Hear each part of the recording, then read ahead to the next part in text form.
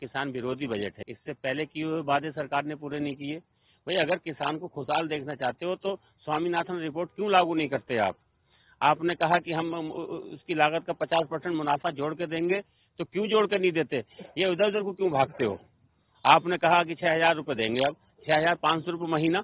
ये मजाक है, बहुत भद्दा मजाक। उतना घिनौना मजाक नहीं कभी कोई किसी सरकार ने नहीं किया। 4 साल पहले, 4.5 साल पहले हमारे एनपी के खाद का मूल्य जो था वो 455 रुपए था। आज 1,375 रुपए उसी खाद का मूल्य हो गया, तो उस पर लगभग 60% की बढ़ोतरी हुई। और किसानों की फसलों पे इन्होंने जो भाव तय किया, अरे भाई 1550 हमारे धान का मूल्य था, तुमने केवल 200 रुपए बढ़ाए, तो यानी लगभग केवल 15% बढ़ोतरी की गई।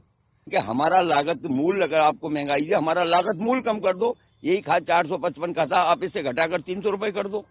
लेकिन जब हमारा लागत मूल्य बढ़ता जाएगा तो हमें कहाँ मुनाफा होगा? हम लागत मूल्य से कम दामों पर अपनी फसलें बेचने को मजबूर हैं।